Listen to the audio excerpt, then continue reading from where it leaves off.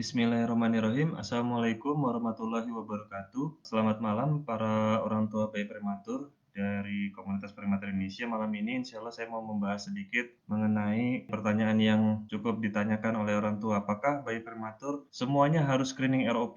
Ya, ada beberapa kasus ROP yang memang terjadi di Indonesia yang akhirnya kita perlu memperhatikan ya. Kenapa? Sebagian di antara kasus tersebut tidak disarankan pemeriksaan screening ROP oleh dokter spesialis anak yang menangani misalnya ya. Ya bisa jadi karena beberapa faktor ya, yang pernah saya sampaikan mungkin di tempat tersebut tidak ada alatnya, tidak ada dokter spesialis matanya ya, sehingga perlu dirujuk ke tempat yang lain. Bisa juga dikarenakan tampaknya bayinya sehat-sehat saja gitu ya, beratnya tidak terlalu kecil ataupun usia kehamilannya tidak terlalu awal ya. Nah, ternyata kita perlu perhatikan bahwa, setiap bayi prematur itu berisiko mengalami ROP ya. Nah, saya jelaskan dulu sedikit. Yang pertama adalah tentang retina bayi cukup bulan dan bayi prematur. Bedanya apa? Ya, kalau kita lihat yang di sebelah kiri itu adalah normal retina pada bayi cukup bulan. Ya, kalau kita lihat di sini, ini sudah tampak pembuluh darahnya tumbuh ya dari, titik yang di awal sini ya, menuju ke pinggir-pinggir ya. Ini adalah bagian tepi mata, artinya ini pertumbuhan yang normal. Tetapi ini yang pada bayi prematur karena lahir lebih awal, belum sampai tumbuh hingga ke tepi, sudah lahir. Sehingga pertumbuhan ini terjadi saat bayi sudah lahir, yang bisa menyebabkan pertumbuhan pembuluh darah yang tidak normal dan disitulah bisa terjadi masalah retinopathy of prematurity. Jadi masalah pada pembuluh darah mata yang di retina ini. Nah, ini adalah contoh gambar kalau kita periksa retina, di situ ada zona ya. Ini yang pertama adalah zona 1. Ini adalah titik awalnya, di sini ada makula ya. Nanti dia akan tumbuh sampai ke bagian mata yang lain ya, hingga ke seluruh mata itu akan ada pembuluh darahnya. Jadi ini masuk ke zona 2, terus lanjut ke zona 3. Nah, diharapkan itu tumbuhnya normal. Ini yang ingin dipantau oleh dokter spesialis mata supaya pertumbuhan pembuluh darah itu sampai ke tepi, sampai ke ujung, lengkap semuanya itu normal. Karena pada bayi prematur itu bisa terjadi pertumbuhan yang tidak normal ya. Makanya kita periksakan pada saat bayi itu lahir, usia 4 minggu diperiksakan, ya. Jadi ini karena sebabnya dia pertumbuhannya bertahap. Bisa jadi dia masih zona 1 sudah lahir bayinya, atau udah lahir, ternyata di posisi di zona 2, dia masih perlu waktu beberapa minggu ke depan hingga pembuluh darahnya bisa sampai di zona 3, itulah yang tercapai sampai di tepi. Tapi di antara waktu ini bisa terjadi kondisi ROP ya. Nah, ROP itu retinopathy of prematurity terdiri dari beberapa stage, ada juga menyebutnya grade atau juga bisa disebut stadium ya. Ada stage 1, 2, 3, 4 dan yang terakhir adalah 5. Biasanya stage 1 dan 2 ini masih dalam pemantauan, tapi kalau ada pendarahan itu juga sudah mulai dipantau lebih ketat lagi oleh dokter spesialis mata. Kemudian stage 3 ini biasanya sudah mulai disarankan tindakan. Ya, selain kita pantau juga bisa jadi akan disarankan tindakan apakah itu laser ataupun injeksi Avastin sesuai dengan kondisi yang ditemukan. Ini dokter spesialis mata yang menentukan tindakannya apa. Nah, kalau udah sampai stage 4, ini bisa lebih, berisiko lagi mengalami perburukan hingga menjadi stage 5. Jadi sebaiknya sebelum menjadi ke stage 4 ataupun sebelum memberat sampai ke stage 5 ini sudah diberikan penanganan. Itulah makanya kita harus kontrol screening ROP dengan rutin ya. Dengan demikian kita bisa, mencegah supaya tidak terjadi sampai stage 5 ini. Nah, perburukan ini bisa terjadi dalam hitungan hari ya. Jadi kalau misalkan sudah rutin periksa, terus kemudian ada kondisi stage 3 misalnya ya, disarankan tindakan, itu hitungan 3 hari mestinya sudah ada tindakan, jangan ditunda lagi. Mungkin masih mikir-mikir, mungkin tanya keluarga, nah ya itu lama, belum lagi mungkin di daerah yang, perlu dirujuk ya, berarti harus segera dirujuk. Jangan menunggu terlalu lama ya. Ini adalah kondisi-kondisi yang berkejaran dengan waktu. Apalagi anak yang bayi yang tidak diperiksakan sama sekali. Ya tidak tahu ya, tiba-tiba sudah berlalu stage 1, 2, 3, 4 sampai ke 5, orang tuanya baru sadar di sini ada warna putih di titik, yang hitam ini. Ya ini sudah di stage 5, seperti itu. Jadi karena itu kita perlu di-screening. Screening ROP ini di usia 4 minggu. Itu yang jadwal yang pertama, nanti dilanjutkan rutin ya. Oke, terus kita lanjut lagi. Nah, saya mengadakan polling ini sebetulnya polling singkat saja ya, sederhana aja di grup Facebook ini ya, Komunitas Prematur Indonesia pada tanggal 15 Oktober 2020. Nah, postingan tersebut dibaca menjangkau 6.195 member, di mana ada 56 member yang mengalami ROP stage 5 yang menjawab di sana. Ya, bagaimana hasilnya? Nah, ini yang saya ingin sampaikan di kesempatan kali ini, karena ini akan menjadi gambaran ya, ya, tentang kondisi ROP, siapa sih yang mengalami. Karena kita di grup itu total member mungkin sekarang 28.000 atau 29.000 ya. Itu, kita masih menemukan ya yang mengalami ROP. Kalau dihitung-hitung mungkin saya tadi hitung persentasenya, ya yang menjawab ini ya mungkin ini ya, sebutlah ini ya, sebutlah 6.195 yang, melihat postingan tersebut, 56 diantaranya menjawab mengalami ROP stage 5. Ini 0,9% tadi saya hitung. Artinya 1% kecil kelihatannya, tapi kalau kita sebetulnya menghadapi kondisi ROP ini bisa dicegah supaya tidak terjadi kondisi ROP yang sudah mengalami stage 5, maksudnya seperti itu ya. Dan jangan mengambil untung-untungan gitu, saya nggak usah periksa, nanti lolos juga. Jangan seperti itu ya, karena resiko itu bisa mengenai siapa saja.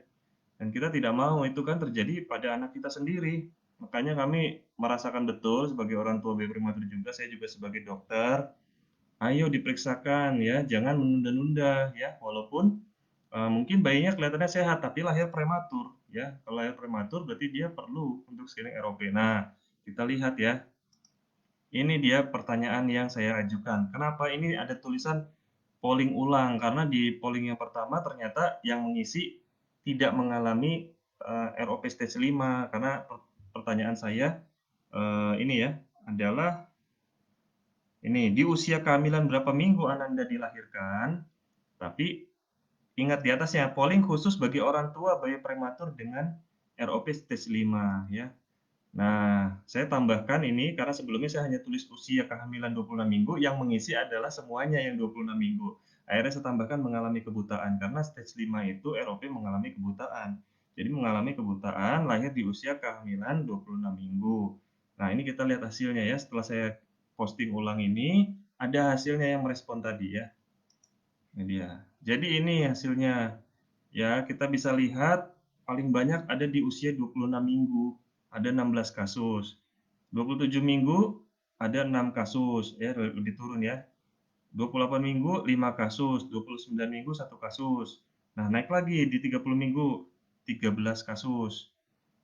31 minggu lebih turun 4 kasus, 32 minggu masih ada juga 3 kasus. Ini mengalami ROP stage 5, artinya benar-benar tidak bisa melihat ya.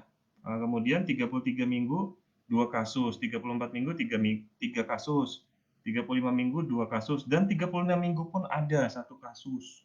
Ya ini tolong kita perhatikan bahwa yang saya ingin tekankan di sini nih, karena mungkin ya di usia-usia ini kelihatannya sudah aman, kelihatannya dia sudah mau lahir cukup bulan, karena cukup bulan itu kan 37 minggu. Tetapi ternyata masih ada ditemukan kasus ya, ini dari tadi 6.195 orang yang menjawab melihat postingan ini, ada tuh yang mengalami dari usia kehamilan 36 minggu, di 35 minggu pun ada. Makanya kalau misalkan ditanya, anak saya lahirnya 36 minggu atau 35 minggu perlu screening ROP? Tidak. Menurut saya tetap perlu ya. Ini ada buktinya ya. Ini dia mengalami nih. Nah, tentu saja memang risiko itu meningkat seiring dengan lebih awal usia kehamilannya, itu salah satu faktor ya. Ini kan kita dalam batas ini ya, usia kehamilan ya. Nah, kalau kita lihat 26 minggu paling tinggi, ini bisa jadi ini salah satu kemungkinan, berapa kemungkinan ya. Dia kondisinya tidak stabil, ya menggunakan alat ventilator, kemudian juga mungkin ada transfusi darahnya juga, terus kemungkinan juga pemeriksaan screening ROP-nya juga bisa jadi agak tertunda karena kondisi yang tidak stabil tadi ya. Jadi lebih banyak di yang lebih lebih awal ini. Nah, tapi kenapa nih di 30 minggu naik lagi? Apakah ini karena sebab-sebab lainnya? Saya juga tidak tahu ya, tapi ini kenyataan bahwa di usia 30 minggu ini juga masih berisiko tinggi gitu. Ini kalau kita lihat yang 27, 28, 29 sedikit, mungkin respondennya tidak banyak dari usia kehamilan ini ya. Tapi ini artinya di usia kehamilan 30 minggu termasuk yang risiko tinggi masih. Artinya kalau kita harusnya nih grafiknya kira-kira begini ya, harusnya turunnya ke sini perlahan turun. Tapi masih ada kan, kalau masih ada itu juga artinya harus diperiksakan. Nah, tentu saja yang semakin ke awal ini semakin berisiko. Tapi jangan dianggap, oh saya kan semakin ke dekat cukup bulan, berarti saya nggak perlu gitu. Ya risiko lebih kecil, tapi bisa terjadi. Kalau saran saya ya lebih baik jangan sampai mengambil risiko kecil itu. Ini bisa terjadi ya. Oke, itu yang ingin saya sampaikan. Ini adalah satu polling yang dilakukan di tanggal 15 Oktober saja yang dilihat oleh 6.195 member di grup ya. Tidak merepresentasikan keseluruhan kasus di Indonesia sebetulnya, tapi bisa dilihat ini ada kejadian ini. Ini tolong jadi perhatian. Ini saya juga paham mungkin ada teman sejawat yang melihat video ini ya. Ini ada nih kasusnya nih. Jadi ayo gitu ya, mendingan disarankan saja kalau di tempatnya tidak ada screening ROP disiapkan untuk rujuk, paling tidak kita menyarankan untuk rujuk gitu, untuk rujuk ke tempat yang ada screening ROP-nya. Itu lebih aman. Nanti kalau kendala-kendala pasien ya dipersiapkan apa kendalanya, tapi wajib diberitahu kalau tidak nanti kaget gitu ya. Sudah usia 4 bulan terus terlihat ada bintik putih di matanya, tidak respon bayinya gitu kan. Ternyata sudah stage 5. Itu kan sudah terlewat waktunya, sudah terlambat. Kita berusaha sebelumnya ya. Nah, ini adalah yang ingin saya sampaikan bahwa kita dari tahun 2015 ya, sudah mendata. Karena Komunitas Prematur Indonesia ini sejak tahun 2015, berdirinya tanggal 3 April ya, 2015. Nah, ini sudah ada data yang masuk ke Komunitas Prematur, yaitu dari tahun 2015 ada 157 anak, 2016 163 anak yang mengalami ROP stage 5 ini ya. 2017 106 anak, 2018 103 anak, 2019 97 anak, ya agak sedikit berkurang. Mudah-mudahan ini trennya karena memang kita terus ya mengencarkan mengingatkan para orang tua untuk screening ROP. Nah, tetapi kita lihat bahwa per tanggal 30 Oktober persis kemarin ya, di tahun 2020 ini sudah ada 81 anak ya 81 anak yang mengalami ROP stage 5 yang diterima laporannya di Komunitas Prematur Indonesia saja ya. Bisa jadi ada kasus lain yang tidak terlaporkan masuk ke kami karena ya kita juga jangkauannya belum terlalu luas ya. Nah, tapi ini data ini sudah mengkhawatirkan, apalagi di zaman sekarang ini kan pandemi, jadinya ada hambatan orang tua takut misalnya membawa anaknya periksa, tapi itulah kebutaan permanen itu atau ROP juga tidak mengenal pandemi. Jadi dia berjalan juga risikonya selama lahir prematur. Inilah tantangan sebagai orang tua bayi prematur, kita harus lebih ekstra untuk pemeriksaan screening ROP pada bayi prematur ya, yang selalu ada risikonya mengintai gitu ya bagi setiap bayi prematur, dia bisa terkena ROP ini ya. Jadi ini yang ingin saya sampaikan terutama tolong ya bahwa anak yang lahir di usia kehamilan 36 minggu pun tetap harus diperiksakan ya. Jangan sampai karena merasa ah ini kan sudah hampir cukup bulan jadi tidak periksa ya. Itu tolong diperiksakan. Nah, sekarang kalau misalnya kapan terlambatnya paling terakhir, ya kita ingat aja jadwalnya kan di 4 minggu, usia 4 minggu. Ya jangan ditunda kalau sudah lewat dari 4 minggu, segera periksakan. Lalu masih bisa screening ROP nggak? Nah ini saya pernah bahas di video sebelumnya ya. Jadi kalau misalnya anaknya, saya bilang mungkin batasnya sekitar 6 bulan ya, 6 bulan ke atas itu sudah tidak screening ROP lagi, namanya pemeriksaan mata rutin tahunan, jadi tidak melihat ROP lagi. Jadi itu yang ingin saya sampaikan, mungkin kalau ini ada yang ingin bertanya, saya sambil menjawabnya ya. Ini ada yang ibu yang bertanya, 35 minggu dengan berat badan 4 kilogram tetap prematur kan ya dokter? Iya betul, masih prematur, karena menilai kelahiran prematur dengan usia kehamilannya ya. Betul, dia termasuk masih prematur ya, walaupun berat badannya 4 kilogram ya. Apakah ada hal-hal lain pada bayinya? Ya tapi dari sisi kelahiran dia masih lahir prematur ya, jadi tetap harus diperiksakan, jangan sampai terkecoh gitu ya dengan berat badannya besar, oh kelihatannya bagus sehat, risikonya masih ada, tadi kita udah lihat ya di sini. 35 minggu aja dari responden yang ada, yang mengalami itu ada 2 ya, gitu. Tetap diperiksakan. Tapi kalau misalkan anaknya sudah 6 bulan, berarti pemeriksaannya bukan ROP lagi, namanya pemeriksaan mata rutin tahunan ya. Nanti untuk menilai apakah anak masih ada risiko mata minus, mata malas, mata juling ya. Nanti insya Allah kita juga di bulan November ini akan ada penjelasan ya lebih lanjut mengenai mata malas, mata minus dan mata juling ya. Seperti itu, tentang lanjutan ya pemeriksaan screening mata rutin tahunan itu, begitu ya. Itu yang ingin saya sampaikan ya tadi, mudah-mudahan ini memperjelas ya, ini aspeknya ada beberapa hal ya, saya fokus ke satu persatu saja nanti kan bisa dilihat, di video lainnya ya, tentang hambatan-hambatannya ataupun pertanyaan yang serupa, boleh, ditanyakan ya, tapi tolong ini sebuah data ya yang saya ambil dari polling tadi menjadi perhatian bersama, gitu ya. Kalau anaknya sudah 1 tahun, ya sudah bukan screening ROP, anaknya sudah 2 tahun bukan screening ROP ya. Tadi sering bertanya, saya juga paham, mungkin banyak yang baru tahu ya, tapi ini pentingnya di awal nih. Makanya bagi yang bukan orang tua bayi prematur, tetap perlu mengetahui ilmu ini, itu pesan saya. Nanti siapapun yang ketemu dengan kelahiran prematur, tolong dibantu ya, informasikan mengenai screening ROP ini, gitu. Ya karena kita untuk menghindari kebutaan permanen pada bayi yang lahir prematur ya. Data yang ada ini tentu saja kita ingin berkurang nih. Kalau kita bisa screening lebih, luas lagi, kita bisa menurunkan angka ini ya. Setiap dari kita itu bisa berperan, bisa menjadi pahlawan untuk menyelamatkan penglihatan bayi prematur. Ini saya bercita-cita nih kita bisa angkanya 0 nih ya, 2021 bisa tidak nih angkanya 0 anak? Ya amin ya, kita berdoa ya. Ya kita mudah-mudahan kita berdoa yang terbaik, karena yang terbaik itu jangan sampai ada yang terkena. Ya, karena ini bisa dicegah sepenuhnya, bisa kalau diperiksakan. Memang ada hambatan-hambatan lain ya, karena alat ini tidak selalu ada di setiap kota ya, tapi kan, ya caranya kita sarankan untuk rujuk gitu ya, mau tidak mau gitu. Ini adanya seperti ini yang bisa kita lakukan.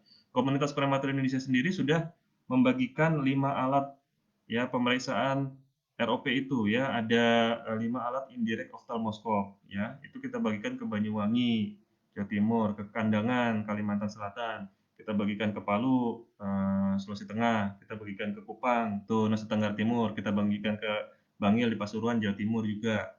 Jadi ada 5 alat. Jadi itu yang bisa kita lakukan saat ini, itu, alhamdulillah kita dapat, kesempatan untuk kompetisi video dan kita menang dari, programnya DHL God Heart itu ya. Jadi kita bisa membagikan alat-alat tersebut, ya alhamdulillah kita bisa membagikan dan turut, sertalah ya insyaallah untuk membantu mengurangi angka ini. Tetapi para orang tua yang bergabung di komunitas pun bisa ya, pesan saya, ayo sebarkan informasi mengenai screening ROP ini kepada orang tua bayi prematur yang lain, supaya kalau mereka punya bayi prematur, diperiksakan ya, jangan, tidak diperiksakan, terutama di usia 4 minggu diperiksakan untuk screening mata ROP yang pertama, dilanjutkan terus sampai dinyatakan matur.